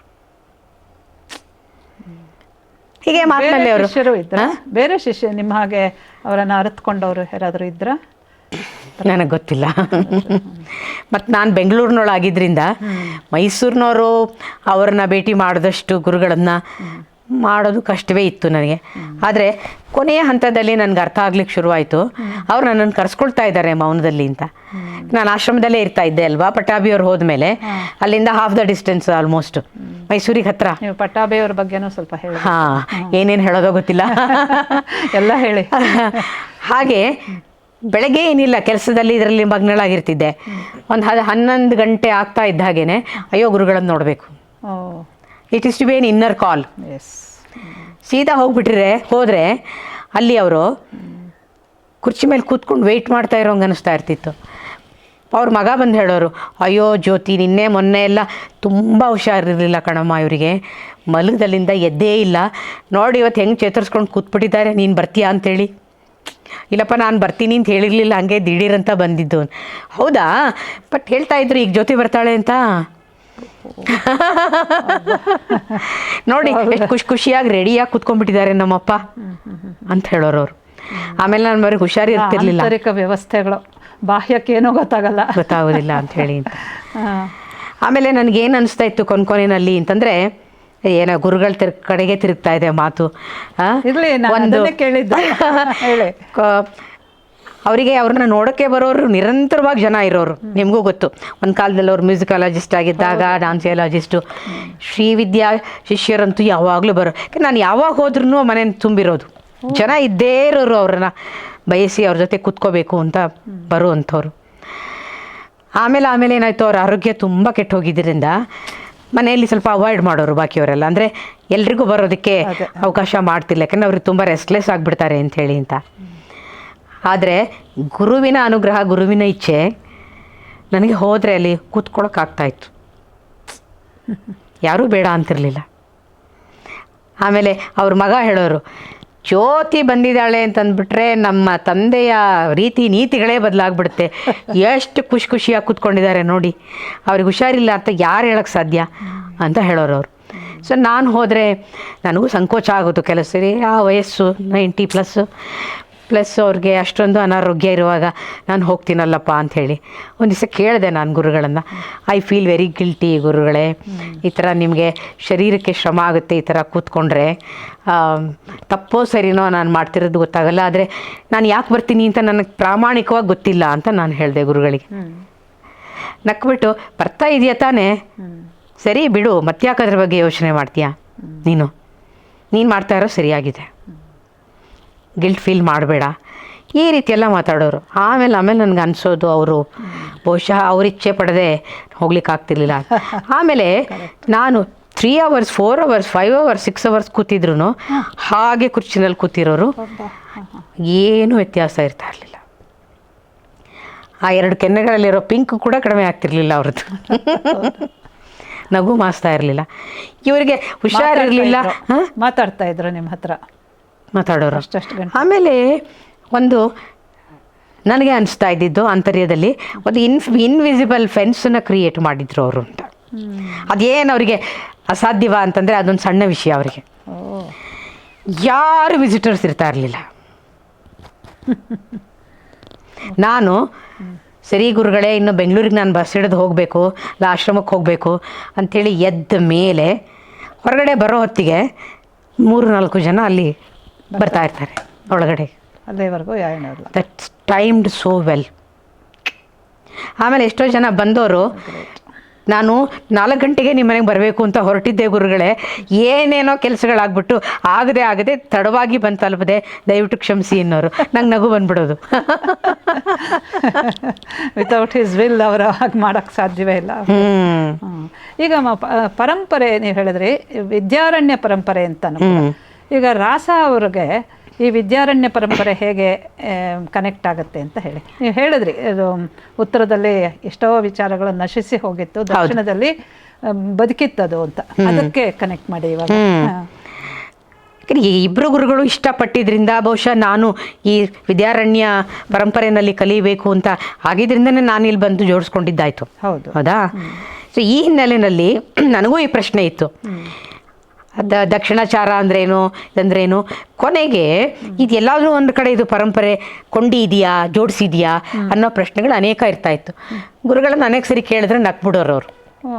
ನಕ್ಬಿಟ್ಟು, ಇದೆಲ್ಲ ಹೇಳಿ ಗೊತ್ತಾಗುವಂಥ ವಿಷಯಗಳಲ್ಲ ಕಣಮ್ಮ, ಅದಕ್ಕೆ ನಿನಗೆ ಅನುಭವಕ್ಕೆ ಬರುವಂತಹ ವಿಷಯಗಳು ಅಂತ ಹೇಳಿದ್ರು. ಆಯಿತಾ? ನನಗೆ ಏನು ಅಂದರೆ ಸ್ವಾಮಿ ರಾಮ ಅವ್ರನ್ನ ಬಿಟ್ಟು ಬರೋದಕ್ಕೆ ಮನಸ್ಸಿರಲಿಲ್ಲ. ಆಯಿತಾ? ಆದರೆ ಅವ್ರು ಇಲ್ಲ, ನೀನು ಹೋಗಿ ಕಲೀಲೇಬೇಕು ಅಂತ ಇದ್ದಾರೆ. ಈ ಒಂದು ಒತ್ತಡ 6 ತಿಂಗಳು ನಾನು ಮುಂದಕ್ಕೆ ಹಾಕಿದೆ ಗುರುಗಳನ್ನು ಭೇಟಿ ಮಾಡೋಕ್ಕೆ. ಪಟ್ಟಾಭಿಯವ್ರು ಭೇಟಿ ಮಾಡಿದ ನಂತರ 6 ತಿಂಗಳು. ಇಲ್ಲಪ್ಪ, ನನಗೆ ಸ್ವಾಮಿರಾಮ್ ಅವರು ಏನು ಕೊಟ್ಟಿದ್ದಾರೆ, ವಿದ್ಯೆ ಅಷ್ಟು ಸಾಕದು ನಾನು ಅಭ್ಯಾಸ ಮಾಡ್ತೀನಿ ಅಂತ ಹೇಳಿ ಅಂತ. ಇಲ್ಲ, ಗುರುಗಳು ಕರಿತಾ ಇದ್ದಾರೆ ನಿನ್ನನ್ನು, ಯಾಕೆ ಜ್ಯೋತಿ ಬಂದಿಲ್ಲ ಅಂತ ಹೇಳಿ ನಾನು ಪ್ರತಿ ಸತಿ ಹೋದಾಕೆ ಕೇಳ್ತಾರೆ ಅಂತ ಹೇಳಿದ್ರೆ ನಾನು ಪಟ್ಟಾಭಿ ಅವ್ರು ಹೋಗಿ ಅವ್ರು ಫಸ್ಟ್ ಹೋಗಿ ಮಂತ್ರ ಎಲ್ಲ ತೆಕ್ಕೊಂಡ್ರು ಅವರು. ಹಾಂ, ಶ್ರೀವಿದ್ಯಾ ಮಂತ್ರ ಅವರಿಗೆ ಫಸ್ಟ್ ಕೊಟ್ಟಿದ್ದವರು. ಕರಿತಾ ಇದ್ದಾರೆ ಪ್ರತಿ ಸರಿ. ಸ್ವಾಮಿರಾಮ ಅವ್ರಿಗೆ ಕೊಟ್ಟಿರ್ಲಿಲ್ವಾ? ಕೊಟ್ಟಿದ್ರು, ಇಬ್ರು ಒಟ್ಟಿಗೆ ಹೋಗಿ ತಗೊಂಡಿದ್ದು ನಾವು. ಹಾಂ, ಸೊ ಅದು ಪ್ರತಿ ಸರಿ ಕೇಳ್ತಾರೆ ನಿನ್ನನ್ನು ಅಂದ್ರೂ ಇರ್ಲಿ ನೋಡೋಣ ನೋಡೋಣ ಹಾಗೆ ಅಂತ ಹೇಳ್ತಿದ್ದೆ. ಮತ್ತೆ ಒಂದ್ಸರಿ ಫೋನ್ ಕಾಲು ಬಂತಲ್ಲ ಅಂತ ಗುರುಗಳ ಹತ್ರ ಹೋಗಿದ್ದು ನಾನು. ಫೋನ್ ಮಾಡಿದ್ರು ಗುರುಗಳು, ಯಾಕೆ ಬಂದಿಲ್ಲ ನೀನು ನಿನ್ನ ಗಂಡನ ಜೊತೆನಲ್ಲಿ ಅಂತ ಕೇಳಿದ್ದು. ಆಮೇಲೆ ನಾನು ನನ್ನ ಸಮಸ್ಯೆ ಹೇಳಿದೆ, ಈ ಥರ ಇದೆ ಗುರುಗಳೇ ನನಗೆ ಅಂತ. ಸರಿ, ಒಂದು ಕೆಲಸ ಮಾಡು, ನೀನು ನಿನ್ನ ದೊಡ್ಡ ಗುರುಗಳನ್ನು ಕೇಳ್ಕೊ ಧ್ಯಾನದಲ್ಲಿ, ಏನೋ ಉತ್ತರ ಸಿಗತ್ತೆ ನಿನಗೆ, ಆಮೇಲೆ ನೋಡು ಅಂತ ಹೇಳಿ. 6 ತಿಂಗಳು ವೆಯ್ಟ್ ಮಾಡಿದೆ ನಾನು, ಉತ್ತರ ಸಿಗತ್ತೆ ಅಂತ. 6 ತಿಂಗಳ ಮೇಲೆ ಉತ್ತರ ಸಿಕ್ತು. ಸಿಕ್ಕ ಮೇಲೆ ನಾನು ಗುರುಗಳ ಹತ್ರ ಹೋಗಿ ಹೇಳಿದೆ, ಹೀಗೊಂದು ನಂಗೆ ಅನುಭವ ಆಯಿತು ಅಂತ. ಜೋರಾಗಿ ನಕ್ಬಿಟ್ಟು, ಸಮಾಧಾನ ಆಯ್ತಾ ಇವಾಗ, ಈಗ ಮಂತ್ರ ತಗೋಬೋದಾ ನೀನು ಅಂತ ಹೇಳಿದ್ರು. ಆಗ ನಾನು ಈ ಪರಂಪರೆ ಬಗ್ಗೆ ಸ್ವಲ್ಪ ಅರ್ಥ ಮಾಡ್ಕೊಳ್ಳೋಕ್ಕೆ ಶುರು ಮಾಡಿದೆ. ಸೊ ಅನುಭವಗಳು ಅಷ್ಟೇ, ಅವ್ರು ಹೇಳಿದ್ರಲ್ಲ ಅನುಭವದಲ್ಲಿ ಇದಾಗಬೇಕಾಗಿರೋದು ಅಂತ. ನೋಡಿ, ಪರಂಪರೆಯಲ್ಲಿ ಈ ಪರಂಪರೆಗಳು ಎಷ್ಟು ಶಕ್ತಿಯುತವಾದ ಪರಂಪರೆಗಳು. ಮತ್ತು ಋಷಿ ಮುನಿಗಳೆಲ್ಲರೂ ಯಾವುದೋ ಕಾಲದ ಕಥೆಗಳಲ್ಲಿ ಇದ್ದಂತಹ ವ್ಯಕ್ತಿಗಳಲ್ಲ ಅವರು. ಇವತ್ತಿಗೂ ಜಾಗೃತ ಸ್ಥಿತಿನಲ್ಲಿ ಇದ್ದಾರೆ. ನಾವು ಬಯಸಿದರೆ ನಮ್ಮ ಜೊತೆ ಕನೆಕ್ಟ್ ಆಗ್ತಾರೆ, ಸಂಪರ್ಕದಲ್ಲಿ ಇರ್ತಾರೆ. ಹಾಗಾಗಿ ಆ ಮಂತ್ರವನ್ನು ಕೊಟ್ಟಾಗ ನಾವು ಗುರು ಪರಂಪರೆಯ ಧ್ಯಾನವನ್ನು ಮಾಡಿನೇ ಮಂತ್ರ ಜಪ ಮಾಡಬೇಕು. ಕ್ರಮ ಅದಕ್ಕೆ ಅಲ್ವಾ ಸ್ವಗುರು, ಪರಮಗುರು, ಪರಮೇಷ್ಠಿ ಗುರು, ಅಪರ ಪರಮೇಷ್ಠಿ ಗುರು ಅಂತ ಸೀಕ್ವೆನ್ಸ್ ಹೋಗ್ತದೆ. ಅದನ್ನು ಧ್ಯಾನ ಮಾಡಿ ಮಂತ್ರ ಜಪವನ್ನು ಮಾಡಿದರೆ ಅವರ ದರ್ಶನವಾಗ್ತದೆ ಮಂತ್ರದಲ್ಲಿ. ಹೀಗೆ ನಾನು ವಿದ್ಯಾರಣ್ಯ ಅವರನ್ನು ನೋಡಿದ್ದು, ನಮ್ಮ ಪರಮಗುರು, ಪರಮೇಷ್ಠಿ ಗುರು ಇವರುಗಳನ್ನು ನೋಡಿದ್ದು ಎಲ್ಲ. ಮತ್ತು ಆ ಸಿಸ್ಟಮ್ ಏನಿದೆ ಕಲಿಸುವಂತಹ ಇದು ಅತ್ಯಂತ ಶಾಸ್ತ್ರೀಯವಾದಂತಹ ಕ್ರಮಗಳು, ಆಗಮಶಾಸ್ತ್ರದ ಪ್ರಕಾರ ಮತ್ತು ಶ್ರೀವಿದ್ಯಾ ತಂತ್ರಶಾಸ್ತ್ರಗಳಲ್ಲಿ ಏನೇನನ್ನು ಹೇಳಿದೆ ಅದಕ್ಕೆ ಸ್ವಲ್ಪವೂ ಚ್ಯುತಿ ಬಾರದ ರೀತಿಯಲ್ಲಿ, but suitable to the modern mind, ಆ ರೀತಿಯಲ್ಲಿ ಕಲಿಸ್ತಾವೆ. ಸ್ವಾಮಿ ವಿದ್ಯಾರಣ್ಯರು ಕೂಡ ಶ್ರೀವಿದ್ಯಾ ಉಪಾಸಕರಾಗಿದ್ರಲ್ವ? ಹೌದು ಹೌದು. ಅವರು ರಾಜಕೀಯ ಭದ್ರ ಬುನಾದಿ ಹಾಕಿದ್ರಲ್ಲ. ಅದು ಭುವನೇಶ್ವರಿ ಅವರ ಆರಾಧ್ಯ ದೇವತೆಯ ಇನ್ಸ್ಟ್ರಕ್ಷನ್ ಮೇಲೆ ಅವರು ಹೋಗಿ ಮಾಡಿದ್ದದನ್ನು ಮಾಡಲೇಬೇಕು. ಇದು ಸಂಸ್ಕೃತಿಗೆ ಬಂದಿರುವಂತಹ ಒಂದು ಕಷ್ಟದ ಸಮಯ, ಇವ್ರನ್ನೆಲ್ಲರೂ ಒಗ್ಗೂಡಿಸ್ಬೇಕು ನೀನು ಅಂತ ಹೇಳಿದ್ರಿಂದ ಆ ಸನ್ಯಾಸಿ ಆ ಕೆಲಸವನ್ನು ಒಂದು ಕ್ಷಾತ್ರ ತೇಜಸ್ನಲ್ಲಿ ಮಾಡಿದ್ರು ಅವರು. ತುಂಬ ನಮಗೆ ಸ್ವಾಮಿ ವಿದ್ಯಾರಣ್ಯರ ಒಂದು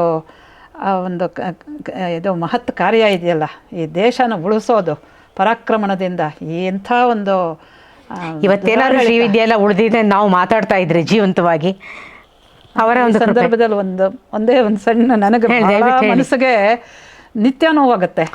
ಇವತ್ತಿಗೂ ಕೂಡ ಇನ್ನೂ ದುರಾಡಳಿತ, ಆಕ್ರಮಣ, ಒಂದು ವಿನಾಶದ ಕಡೆಗೆ ಹೋಗ್ತಾ ಇರೋವಂಥದ್ದು ನಿಂತಿಲ್ಲ. ಯಾಕೆ ಈ ದೇಶ ನಾವು ಉಳಿಸ್ತಾ ಇಲ್ಲ? ಯಾರಾದರೂ ಏನು ಕಾರಣ ಅಂತ ಅಂದರೆ ಏನೋ ಅದರ ಒಳಗಡೆ ಬಹಳ ಈ ದೇಶದ ದೌರ್ಭಾಗ್ಯನ ಏನೋ ಅಂತ ಗೊತ್ತಾಗ್ತಾ ಇಲ್ಲ ನನಗೆ. ಆದರೆ ನಿತ್ಯ ನಾನು ನೋವು ಅನುಭವಿಸ್ತಾ ಇದ್ದೀನಿ. ಇತ್ತೀಚೆಗೆ ಈ ಎಲೆಕ್ಷನ್ನಲ್ಲಿ ಏನು ನಡೆಯುತ್ತೆ, ಅದರ ಹಿಂದೆ ಏನು ನಡೆಯುತ್ತೆ, ಯಾವುದು ಒಳ್ಳೆಯದಿದೆಯೋ ಅದನ್ನೆಲ್ಲ ಒಂದು ಕೆಟ್ಟ ದೃಷ್ಟಿಯಿಂದ ನೋಡಿ ಅದನ್ನು ಇದು ಬರೀ ನಮ್ಮ ದೇಶದಲ್ಲಿ ಅಷ್ಟೇ ಅಲ್ಲ, entire world is attacking Bharat. ಏನಕ್ಕೆ ಕಾರಣ ಅಂತ ಏನಾದರೂ why India is under attack all the time? ಈ ಪ್ರಶ್ನೆಗಳನ್ನ ನಾನು ಸಾಕಷ್ಟು ಸರಿ ನನಗೆ ಹಾಕೊಂಡು ಕಣ್ಣೀರು ಸುರಿಸಿದ್ದು ಉಂಟು.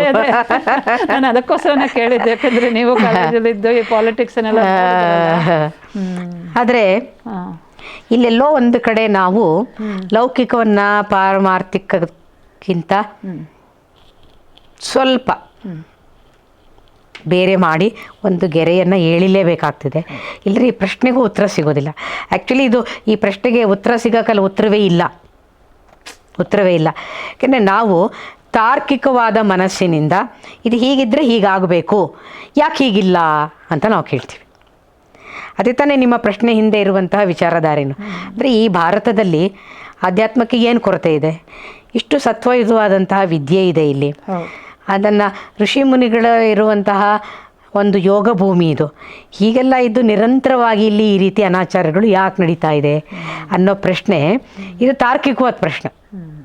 ಹೌದು, ಅದಕ್ಕೊಂದು ಸ್ವಲ್ಪ ಭಾವನೆ ಬೆರೆಸಿದಾಗ ಈ ಪ್ರಶ್ನೆ ಹೊರಗಡೆಗೆ ಬರುತ್ತೆ ಅಂತ. ಅಂದರೆ 2+2 ಅಂತಂದರೆ ಒಂದು 4 ಆಗಬೇಕು ಅನ್ನುವ ಒಂದು ಬಯಕೆ ಅದರಲ್ಲಿದೆ. ಏನು ಈ ಥರ ಇದ್ದರೆ ಈ ಥರ ಇರಬೇಕದು ಅಂತ ಇರಬೇಕಾಗಿತ್ತು. ಅದು ಸ್ವಾಮಿ ವಿದ್ಯಾರಣ್ಯರ ವಿಚಾರಕ್ಕೆ ಬರುತ್ತೆ ನನಗೆ. ಅವರು ಆ ಕಾಲದಲ್ಲಿ ಅಂಥ ಒಂದು ದುರಾಕ್ರಮಣನ ಎತ್ತಿ ಹೊಡೆದು ನಿಲ್ಲಿಸಿದ್ರಲ್ಲ, ಎಂಥ ಒಂದು ಅದ್ಭುತವಾದಂಥದ್ದು ವಿಜಯನಗರ ಸಾಮ್ರಾಜ್ಯ. ಈ ಲೌಕಿಕ ಮನಸ್ಸುಗಳಿಗೆ ಆಗ್ತಿಲ್ಲ ಅಂತ, ಈ ಲೌಕಿಕದಲ್ಲಿ ಹೊರಮುಖವಾಗಿರುವ ಮನಸ್ಸುಗಳಿಗೆ ಈ ಪ್ರಶ್ನೆಗೆ ಏನು ಉತ್ತರ ಹೇಳಿದ್ರೂ ಸಮಾಧಾನ ಸಿಕ್ಕೋಲ್ಲ. ನಾನು ಆ ಪ್ರಶ್ನೆಗಳಿಗೆಲ್ಲ ಆ ರೀತಿ ಉತ್ತರಗಳನ್ನು ಹುಡುಕಿ ಒಳಗಡೆ ಸಮಾಧಾನ ಸಿಗಲಿಲ್ಲ ಅನ್ನೋದು ನನ್ನ ನೇರವಾದ ಅನುಭವ. ಇದನ್ನು ನಾನು ಈ ವೇದನೆಯನ್ನು ಅನುಭವಿಸಿದ್ದು ನೃತ್ಯದ ಒಂದು ದೃಷ್ಟಿಯಿಂದ. ಇಂತಹ ಉದಾತ್ತವಾದಂತಹ ವಿದ್ಯೆ, ಜ್ಞಾನ ಇದು ಯಾಕೆ ಈ ದೇವದಾಸಿಯ ವ್ಯವಸ್ಥೆನಲ್ಲಿ ನಲಗಿ ಹೋಯ್ತಲ್ಲ, ಬ್ರಿಟಿಷರ ಕಾಲದಲ್ಲಿ ಏನೆಲ್ಲ ಅನಾಚಾರ ಆಗೋಯ್ತಲ್ಲ, ಇದೆಲ್ಲ ಆಗ್ತಿರ್ಬೇಕಾದ್ರೆ ಹಾಗಾದರೆ ದೇವರು ಅಂತಿದ್ರೆ ಅವನು ಏನು ಮಾಡ್ತಾ ಇದ್ದಾನೆ, ಸುಮ್ಮನೆ ಕೈ ಕಟ್ಕೊಂಡು ಕೂತಿದ್ದಾನಲ್ಲ, ತಾರ್ಕಿಕವಾದ ಇದೆಲ್ಲ ಪ್ರಶ್ನೆಗಳು ನನಗೆ ಬರ್ತಾ ಇತ್ತು. ಒಳಗಡೆ ಕೋಪ ಬರೋದು, ಕೊನೆಗೆ ದೇವ್ರಿದ್ರೆ ಅಲ್ವಾ ಇದೆಲ್ಲ, ದೇವರೇನಿಲ್ಲ ಬಿಡು, ಈ ಥರ ಎಲ್ಲ ಒಂದು ಯಂಗ್ ಬ್ಲಡ್ಡಿಗೆ ಅನ್ನಿಸ್ತಾ ಇರೋದು ನನಗೆ. ಇದೆಲ್ಲ ನನ್ನ ಚಿಂತನೆಗಳೆಲ್ಲ 18ನೇ ವಯಸ್ಸಿಂದ ಒಂದು 25-30 ವರ್ಷದವರೆಗೂ ಇದೆಲ್ಲ ನಡೆದಿದ್ವಿ, ಸರ್ಕಸ್ಗಳೆಲ್ಲ. ಆದರೆ ನೋಡಿ, ಶ್ರೀವಿದ್ಯೆಯ ದೃಷ್ಟಿಯಿಂದ ಅಂತ ನೀವು ಈ ಪ್ರಶ್ನೆಗೆ ಉತ್ತರವನ್ನು ಕೇಳಿದರೆ, ಅಥವಾ ಒಂದು ಆಧ್ಯಾತ್ಮಿಕ ಜ್ಞಾನ ಅಂತ ಅದನ್ನು ಒಟ್ಟಾಗಿ ಇಟ್ಕೊಂಡ್ರೆ, ಈ ಪ್ರಶ್ನೆಯನ್ನು ನೀವು ಕೇಳಿದರೆ ಉತ್ತರ ನಾನು ಬೇರೆ ರೀತಿಯೇ ಹೇಳಬೇಕಾಗ್ತದೆ ಅಂತ. ನಿಮಗಿದು ಅರ್ಥ ಆಗುತ್ತೆ ಅಂತ ನನಗೆ ಗೊತ್ತು, ನಿಮಗೆ ತೃಪ್ತಿ ಆಗದೆ ಇರ್ಬೋದು ನನ್ನ ಉತ್ತರದಿಂದ, ಆದರೆ ನಿಮಗೆ ಖಂಡಿತ ಅರ್ಥ ಆಗುತ್ತೆ ಇದು ಅಂತ. ತೃಪ್ತಿನೂ ಆಗ್ಬೋದು. ಸೃಷ್ಟಿ, ಸ್ಥಿತಿ, ಲಯ, ತಿರೋಧಾನ, ಅನುಗ್ರಹ, ಈ 4 ಭಗವತಿಯ ಪಂಚಕೃತ್ಯಗಳು ಅಂತ ನಾವು ಕರಿತೀವಿ, ಹೌದಲ್ವಾ? ಅವಳೇ ಈ ಬ್ರಹ್ಮಾಂಡ ಸೃಷ್ಟಿ ಮಾಡಿದ್ಲು ಅಂತ ಹೇಳಿದ್ರು ತಪ್ಪಾಗ್ತದೆ ಶ್ರೀವಿದ್ಯಾದಾರಿನಲ್ಲಿರೋರು. ಯಾಕೆಂದರೆ ಸೃಷ್ಟಿ ಮಾಡಬೇಕು ಅಂತಂದರೆ ಅವಳು ಬೇರೆ, ಸೃಷ್ಟಿ ಮಾಡಿದ್ದೊಂದು ಬೇರೆ ಅಂತಾಗುತ್ತೆ, ಮತ್ತೆ ಅದು ದ್ವೈತಕ್ಕೆ ಬರುತ್ತೆ. ಹಾಗಾಗಿ ಅವಳೇ ಅದು, ಅವಳು ಇದನ್ನು ಒಳಗಡೆ ಧರಿಸ್ಕೊಂಡಿದ್ದಾಳೆ. ಈ ಎಲ್ಲ ಲೋಕಗಳನ್ನು, ಮಲ್ಟಿಪಲ್ ಗ್ಯಾಲಕ್ಸೀಸ್ ಅಂತ ಕರೀರಿ, ಧರಿಸ್ಕೊಂಡಿದ್ದಾಳೆ ಅಂತ ಹೇಳಿ. ಅಣುವಿನಲ್ಲೂ ಅವಳಿದ್ದಾಳೆ ಅಲ್ವೇ? ಅಂದರೆ ಅವಳು ಏನು ಮಾಡಿದ್ಲು? ಈ ತ್ರಿಗುಣಗಳನ್ನು ಇಟ್ಕೊಂಡೇ, ಪಂಚಭೂತಗಳನ್ನು ಇಟ್ಕೊಂಡೇನೆ ಸೃಷ್ಟಿಯನ್ನು ಮಾಡಿರೋದು, ಹೌದು ತಾನೆ? ಅವಳು ಅದರಲ್ಲೂ ಇದ್ಕೊಂಡೇ ಇದ್ದಾಳೆ, ಈಸ್ ಪಾರ್ಟಿಸಿಪೇಟಿಂಗ್ ಈ ಕೃತಿಯಲ್ಲಿ, ಈಸ್ ಆ್ಯಕ್ಟಿವ್ಲಿ ಇನ್ವಾಲ್ವ್ಡ್. ಶ್ರೀವಿದ್ಯೆಯಲ್ಲಿ ನಾವು ಭಗವತಿಯನ್ನು ಡೈನಮಿಕ್ ಆಸ್ಪೆಕ್ಟ್ ಆಫ್ ಎನರ್ಜಿ ಅಂತಲೇ ಕರೆಯೋದು, ಶಕ್ತಿ ಅಂಥೇಳಿ. ಅವಳನ್ನ ವಿಮರ್ಶ ಅಂತ ಹೇಳ್ತೀವಿ ನಾವು ಟೆಕ್ನಿಕಲಿ. ವಿಮರ್ಶ ಅಂದರೆ ಇಲ್ಲಿ ಬೆಳಕು, ಪ್ರೊಜೆಕ್ಟೆಡ್ ಲೈಟ್ ಅಂತ. I am trying to simplify. Projected light ಅಂತ ಮೂಲ ಪ್ರಕೃತಿ ಇದು ಹಾಗೆ.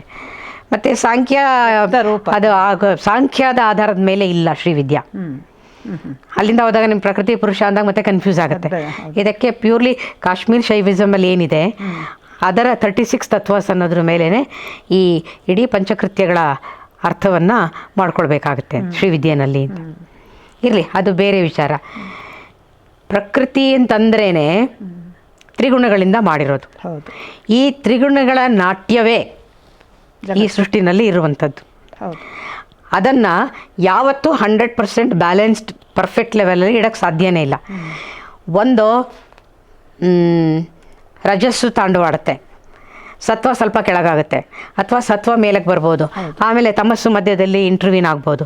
ಈ 3ರ ಆಟ ನಡೀತಾನೇ ಇರುತ್ತೆ. ಈ 3ರ ಆಟ ನಡೀತಾ ಇರೋವರೆಗೂ ಕೂಡ ಈ ಸೃಷ್ಟಿ ಹೀಗೆ ಮುಂದುವರ್ಕೊಂಡು ಹೋಗ್ತಾ ಇರುತ್ತೆ. ಸೃಷ್ಟಿ, ಸ್ಥಿತಿ, ಲಯ, ತಿರೋಧಾನ, ಅನುಗ್ರಹ ಅಂಥೇಳಿ ಯುಗಗಳೇ ನಡ್ಕೊಂಡು ಹೋಗ್ತಾ ಇದೆ. ಕೊನೆಯ ಹಂತದಲ್ಲಿ ಪ್ರಳಯವಾಗುತ್ತೆ. ಆಗ ಎಲ್ಲವನ್ನ, ಅಂದರೆ ಭಗವತಿ ಅಂತ ಹೆಸರನ್ನ ಕೊಡ್ತೀವೋ, ಒಂದು ಶಕ್ತಿ ಅಂತ ಕೊಡ್ತೀವೋ, ವಾಟ್ ಎವರ್ ಇಟ್ ಈಸ್, ಅದನ್ನೆಲ್ಲವನ್ನು ಮತ್ತೆ ಸಕ್ ಮಾಡಿ ಅದನ್ನು ಮತ್ತೆ ತೊಳೆದು ಅಂತ ಹೇಳ್ತೀವಲ್ಲ, ಸ್ವಚ್ಛ ಮಾಡಿ ಮತ್ತೆ ಹೊಸದಾಗಿ ಅದನ್ನು ಸೆಲ್ಯುಲರ್ ಲೆವೆಲ್ನಲ್ಲಿ ಕೋಶಗಳ ಹಂತದಲ್ಲಿ ಅನುಗ್ರಹ ರೂಪದಲ್ಲಿ ಮತ್ತೆ ಅವಳು ಸೃಷ್ಟಿಯನ್ನು ಕೊಡ್ತಾಳೆ. ಇದನ್ನೇ ಪ್ರಳಯ, ಅದಾದ ನಂತರ ಹಾಗಾಗುತ್ತೆ ಅಂತೇಳಿ. ಅದಕ್ಕೆ ನಿಮಗೆ ಪುರಾಣಗಳಲ್ಲಿ ಎಲ್ಲದರಲ್ಲೂ ಬೇಕಾದಷ್ಟು ವಿವರಗಳು ಸಿಗ್ತವೆ ಹೌದು ಅಲ್ವಾ. ನಮಗೆ ನೋವೇನು ಅಂತಂದರೆ, ಈಗ ವಿದ್ಯಾರಣ್ಯರು ಅಷ್ಟೆಲ್ಲ ಕಷ್ಟಪಟ್ಟು ಎಲ್ಲ ಮಾಡಿ ಇದನ್ನು ಕೊಟ್ಟರು, ಆದರೆ ಅದನ್ನು ನಾವು ಸರಿಯಾಗಿ ನಡೆಸುವಂತಹ ವ್ಯವಸ್ಥೆ ಇಲ್ಲವಲ್ಲ ಅಂತ ನಮಗೆ, ನಾವು ಸಾತ್ವಿಕ ಮನೋಭಾವದಲ್ಲಿ ಅದನ್ನು ಯೋಚನೆ ಮಾಡ್ತೀವಿ. ಆದರೆ ಸತ್ವ ಇರೋ ಕಡೆ ರಜಸ್ಸು ಇದೆ, ತಮಸ್ಸು ಇದೆ ಅಂತ ನಮಗೆ ಒಪ್ಕೊಳ್ಳೋಕ್ಕೆ ಮನಸ್ಸಿಲ್ಲ. ಈ ಮೂರು ಜೊತೆನಲ್ಲೇ ಇದೆ.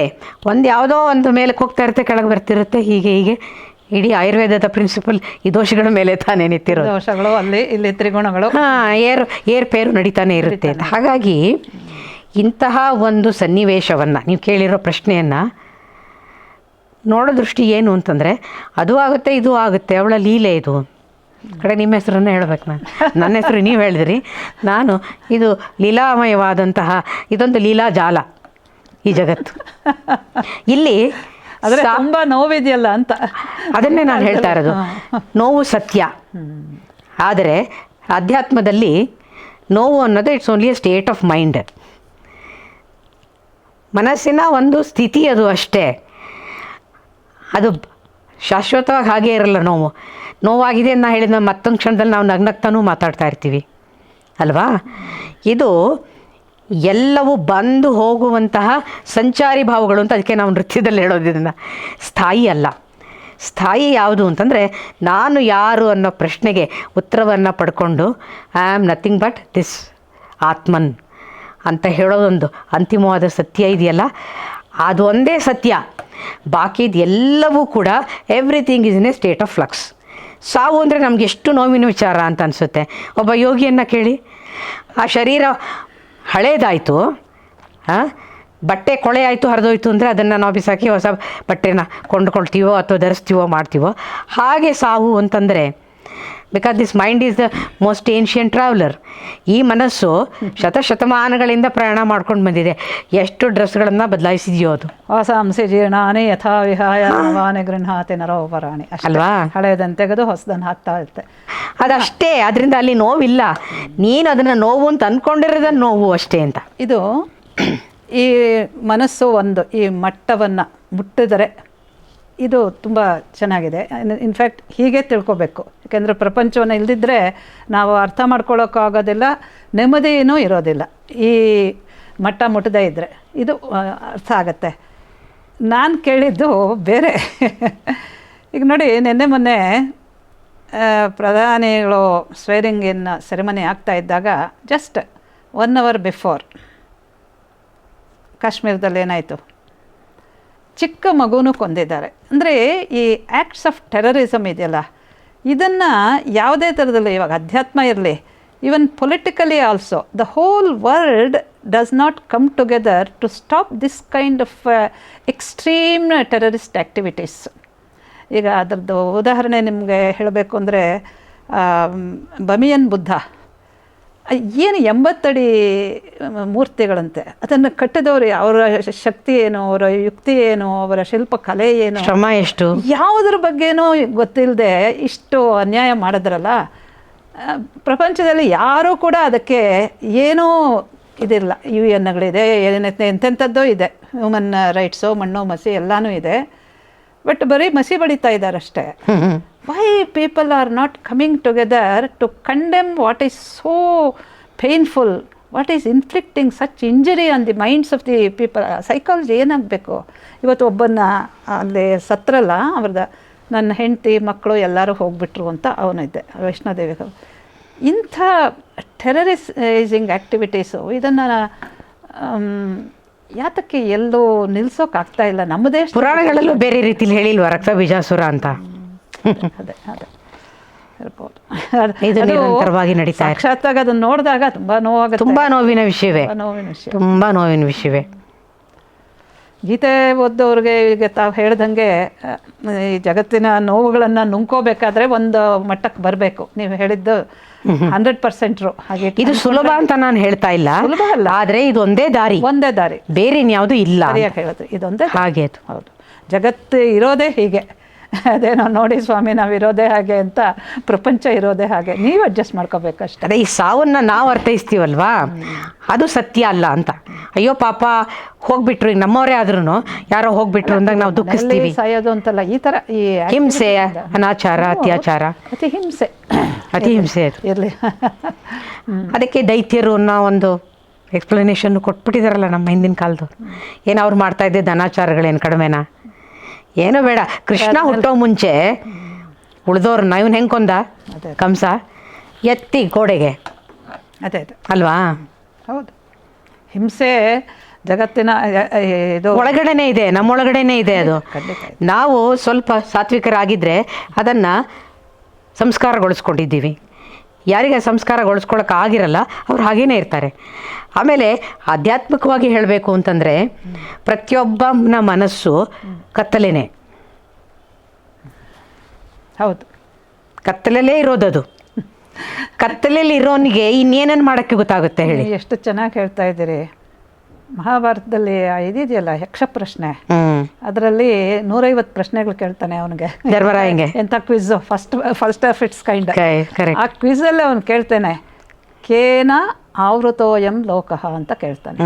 ಈ ಜಗತ್ತನ್ನೆಲ್ಲ ಆವರಿಸಿರೋದು ಏನು ಅಂತ ಹೇಳಿದ್ರೆ ಅಜ್ಞಾನೇನ ಆವೃತೋಯಂ ಲೋಕಃ ಅಂತ ಹೇಳ್ತಾನೆ ಅವನು. ಉತ್ತರ ಧರ್ಮರಾಯ ಹೇಳ್ತಾನೆ, ಹೇಳ್ತಾ ಇದ್ದಾರೆ ಕತ್ತಲೆ ಅಜ್ಞಾನ, ಗೊತ್ತೇ ಇಲ್ಲ, ಆದರೆ ಗೊತ್ತಿದ್ದ ಹಾಗೆ ಎಲ್ಲ ನಟನೆ ಮಾಡ್ತೀವಿ ಅಂತ. ಚೆನ್ನಾಗಿದೆ, ಸರಿಯಾಗಿ ಹೇಳಿದ್ರಿ. ಯಾಕೆಂದರೆ ಇದನ್ನು ಆಧ್ಯಾತ್ಮಿಕವಾಗಿ ಹೇಳಬೇಕು, ಮತ್ತು ಶ್ರೀವಿದ್ಯಾ ಅಂತನಾರು ಅನ್ಕೋಬೋದು, ಯೋಗ ತಂತ್ರ ಅನ್ಕೋಬೋದು, ಯೋಗಶಾಸ್ತ್ರ ಅನ್ಕೊಳ್ಬೋದು. ಮನುಷ್ಯ ಎಲ್ಲಿವರೆಗೂ ತನ್ನ ಮೂಲ 3 ಚಕ್ರಗಳಲ್ಲಿ ಇರ್ತಾನೆ, ಮೂಲಾಧಾರ, ಸ್ವಾಧಿಷ್ಠಾನ, ಮಣಿಪುರ, ಅಲ್ಲಿಯವರೆಗೂ ಅದು ಕತ್ತಲೆಯ ಲೋಕ ಅಂತಲೇ ಶ್ರೀವಿದ್ಯಾ ಕ್ರಮದಲ್ಲಿ ನಮಗೆ ಕಲಿಸುವಂಥದ್ದು. ಸೊ ಮಂತ್ರದ ಉಪದೇಶ ಮಾಡೋದೇ ಶ್ರೀವಿದ್ಯೆನಲ್ಲಿ ಹೈಯರ್ ಲೆವೆಲ್ಸಲ್ಲಿ. ಮತ್ತು ಅದರಲ್ಲಿ ನೋಡಿ, ಶ್ರೀವಿದ್ಯೆ ಅಲ್ಲದೆ ತಂತ್ರಶಾಸ್ತ್ರದಲ್ಲಿ ಮತ್ತೆರಡು ಸ್ಕೂಲ್ಸ್ ಆಫ್ ಥಾಟ್ ಅಂತ ಇದೆ. ಅದೇನೋ ಒಂದು ಕೌಲ, ಮತ್ತೊಂದು ಮಿಶ್ರ ಅಂತ. ನಮ್ದನ್ನು ಸಮಯಾಚಾರ ಅಂತ ನಾವು ಕರೆಯೋದು.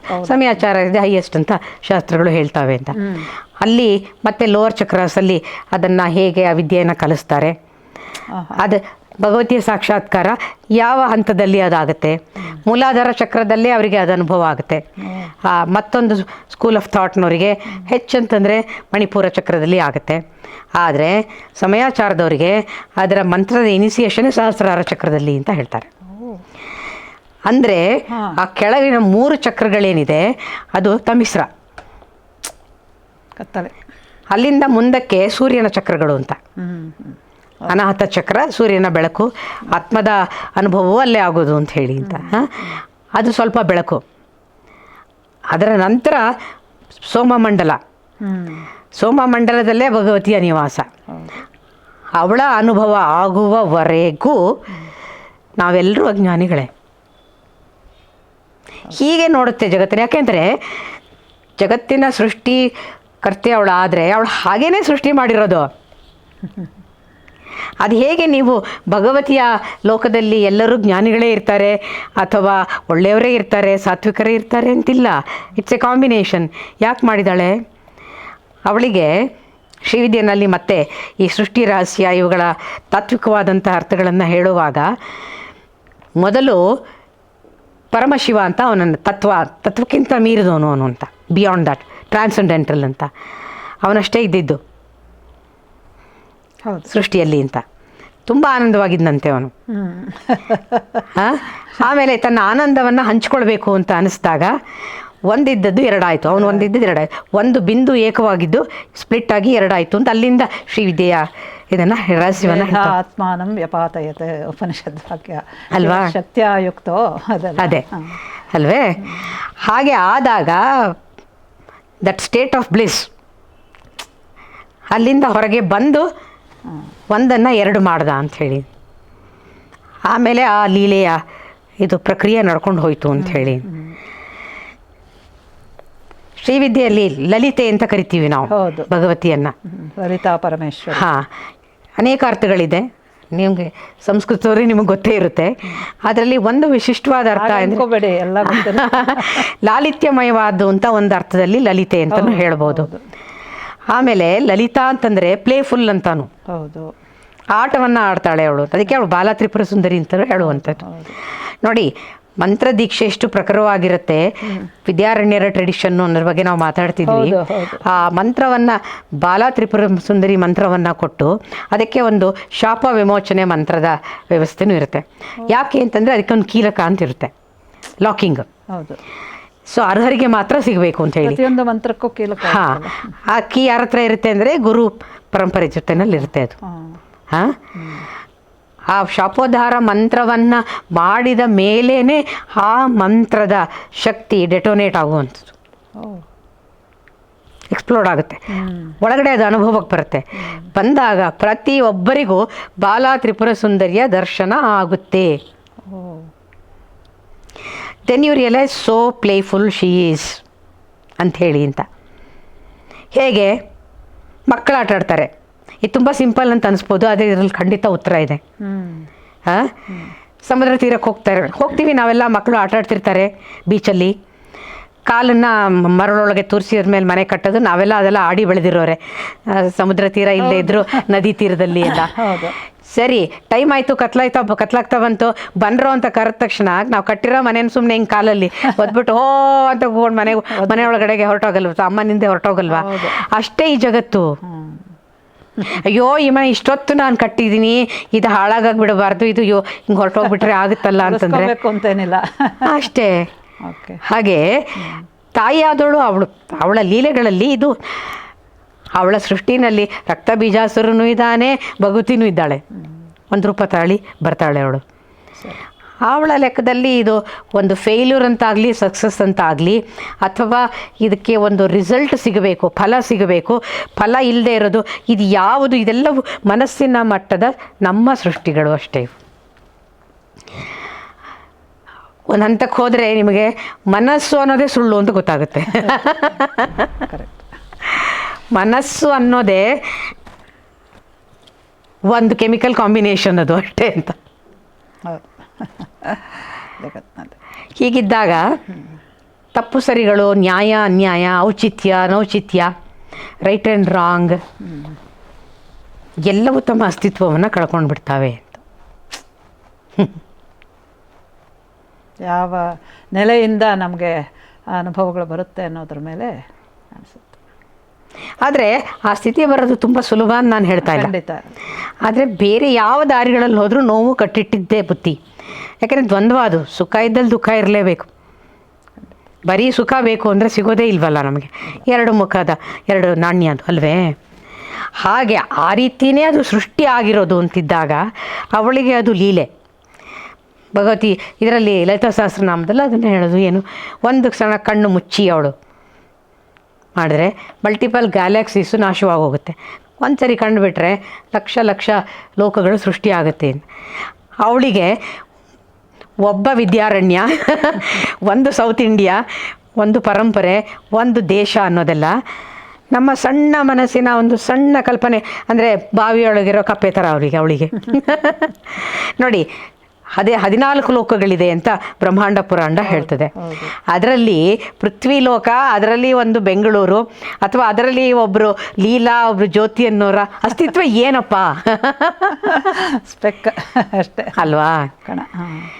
ಹಾಗಿದ್ದಾಗ ನಮಗೆ ಏನು ಅಂತಂದರೆ, ನಮ್ಮದೇನೋ ಒಂದು ಪಾತ್ರ ಇದೆ, ಡೈರೆಕ್ಟ್ರಲ್ಲಿದ್ದಾಳೆ, ಅವಳು ಸ್ಕ್ರಿಪ್ಟ್ ಬರೆದಿದ್ದಾಳೆ, ಮತ್ತು ಇದು ಫೇಟಲ್ ಅಲ್ಲ, ಇದು ಮತ್ತೆ ಇಷ್ಟೇ ನಾವು ವಿಧಿ, ನಮಗೇನು ಸ್ವಾತಂತ್ರ್ಯವೇ ಇಲ್ವಾ ಅಂದರೆ ಅದಕ್ಕೂ ಉತ್ತರ ಉಂಟು. ಅವಳು ಇಷ್ಟು ಡೈಲಾಗನ್ನು ನೀನು ಡೆಲಿವರ್ ಮಾಡಬೇಕು ಸ್ಟೇಜ್ಗೆ ಹೋಗಿ ಅಂತ ಕೊಟ್ಟಿರ್ತಾಳೆ. ಅಂದರೆ ನಂಬರ್ ಆಫ್ ಬ್ರೆತ್ಸ್ ಅದು ಮುಗಿದ ಮೇಲೆ ಮುಗೀತದು. ಅಷ್ಟಾದಮೇಲೆ ಒಂದು ಎಕ್ಸ್ಟ್ರಾ ನಾನು ಇರ್ತೀನಿ ಅಂತಂದ್ರೂ ಇರೋಕ್ಕಾಗಲ್ಲ, ಯೋಗಿಗಳಿಗೆ ಸಾಧ್ಯ ಅಷ್ಟೇ. They can extend their lives. ಬಿಟ್ಟರೆ ಬರ್ತಾ ಇರಬೇಕು, ಹ್ಯಾವ್ ಟು ಟೇಕ್ ಎಕ್ಸಿಟ್. ಹೌದಾ? ಹಾಗಾಗಿ ನಾವೆಲ್ಲ ಪಾತ್ರಧಾರಿಗಳು ಅಂತ. ಅಷ್ಟೇನಾ? ಅವಳು ಬರ್ಕೊಟ್ಟಿರೋ ಸ್ಕ್ರಿಪ್ಟರ್ ಅಷ್ಟೇ ಹೇಳೋದು, ಅಷ್ಟೇ ನಮ್ಮ ಕೆಲಸ. ಅದಕ್ಕೆ ಯಾಕೆ ಈ ಜೀವನ ಬೇಕು ಅಂತ ವೈರಾಗ್ಯ ಬಂದ್ರೂ ಒಳ್ಳೆಯದೇ. ಅಥವಾ ಎಷ್ಟೋ ಜನಕ್ಕೆ ಬಂದಿದೆ. ಆದರೆ ಇದರಲ್ಲಿ ಒಂದು ಫ್ರೀ ವಿಲ್ ಅಂತಲೂ ಒಂದು ಕೊಟ್ಬಿಟ್ಟೆ ಕಳಿಸಿ. ಅದು ಇದೆ. ಅದನ್ನು ಪ್ರತಿಯೊಬ್ಬ ವ್ಯಕ್ತಿ ಹೇಗೆ ಬಳಸ್ತಾನೆ ಅನ್ನೋದ್ರ ಮೇಲೆ ಕರ್ಮ ಸಿದ್ಧಾಂತ ಅವನನ್ನು ಸುತ್ತುವರಿತದೆ. ತುಂಬ ಅಗಾಧವಾಗಿದೆ ಇದು. ಹಾಂ, so it's complicated, it is deep, ಏನೋ ನಿಗೂಢವಾಗಿ ರಹಸ್ಯಮಯವಾಗಿ, ಆದರೂ ಕೂಡ ಅರ್ಥ ಮಾಡ್ಕೋಬೇಕಾದ್ರೆ ಇದು ಬೇಕಾಗತ್ತೆ ಜಗತ್ತನ್ನು, ಅಂಥ ಒಂದು ಇದಕ್ಕೂ ಬೇಕು. ಹಾಗಾಗಿ ಯೋಗಿಗಳು, ಮಹಾತ್ಮರು, ಗುರುಗಳು ಅಂತ ಅನ್ನೋರು ಆ ಒಂದು ನಿರ್ಲಿಪ್ತ ಸ್ಥಿತಿಯನ್ನು ತಲುಪಿರೋದ್ರಿಂದ, ಆ ಜೀವನ್ಮುಕ್ತ ಸ್ಥಿತಿಯನ್ನು ತಲುಪಿರೋದ್ರಿಂದಾನೇ ಈ ಆಟವನ್ನು ಆಟವಾಗಿ ನೋಡಲಿಕ್ಕೆ ಸಾಧ್ಯ ಆಗುತ್ತೆ. ಹಾಗಂತ ಅವರು ನಿಷ್ಕರುಣಿಗಳೇನಲ್ಲ. ಅವರಲ್ಲಿ ಅಗಾಧವಾದ ಪ್ರೀತಿ. ಆ ಪ್ರೀತಿ ಏನು ಅಂತಂದರೆ ಅಟ್ಯಾಚ್ಮೆಂಟ್ ಇಲ್ಲದೆ ಇರುವಂಥ ಪ್ರೀತಿ, ರಾಗದ್ವೇಷಗಳಿಗೆ ಒಳಗಾಗಿರುವ ಕಶ್ಮಲಗಳಿಂದ ಕೂಡಿರುವಂತಹ ಪ್ರೀತಿ ಅಲ್ಲ ಅದು. ಇದನ್ನು ಅನುಭವಿಸ್ಬೇಕಾದ್ರೆ ಶ್ರೀವಿದ್ಯಾ ಗುರುಗಳು, ಯೋಗ ಗುರುಗಳ ಹತ್ರ ಒಂದಷ್ಟು ದಿವಸ ಇದ್ದರೆ ಮಾತ್ರ ನಮಗೆ ಇದರ ಅನುಭವ ಸಿಗುತ್ತೆ ಹೊರತು ಇನ್ನು ಯಾವ ರಿಲೇಷನ್ಶಿಪ್ಪಲ್ಲೂ ಇದು ಸಿಗೋದಿಲ್ಲ. What is called unconditional love. They just accept you as you are. ಹಾಗಾಗಿ ಅವರು ಈಗ ವಿದ್ಯಾರಣ್ಯರ ಬಗ್ಗೆ ಮಾತಾಡ್ತಾ ಇದ್ದೀವಿ ನಾವು. ಅವರು ಅಂತಹ ಜೀವನ್ಮುಕ್ತ ಸ್ಥಿತಿಯಲ್ಲಿದ್ದಂಥವರು ತಾಯಿಯ ಒಂದು ಸೂಚನೆ ಮೇರೆಗೆ ತಮ್ಮ ಇಡೀ ಬದುಕಿನ ರೂಪರೇಷೆಗಳನ್ನೇ ಬದಲಾಯಿಸ್ಕೊಂಡು, ಆಯಿತು ಈ ಸ್ಕ್ರಿಪ್ಟ್ ನನಗೆ ಕೊಟ್ಟಿದ್ದಾಳೆ ತಾಯಿ, I have to perform this role ಅಂತ ಹೇಳಿ ದಕ್ಷಿಣ ಭಾರತದ ಎಷ್ಟು ದಿಕ್ಕುಗಳಲ್ಲಿ ಅವರು ಸಂಚರಿಸಿ ಅಂತಹ ಕೆಲಸವನ್ನು ಅವರು ಮಾಡಬೇಕಾದ್ರೆ ಅದು ಮನುಷ್ಯ ಮಾತ್ರದಿಂದ ಆಗುವಂಥದ್ದಲ್ಲ.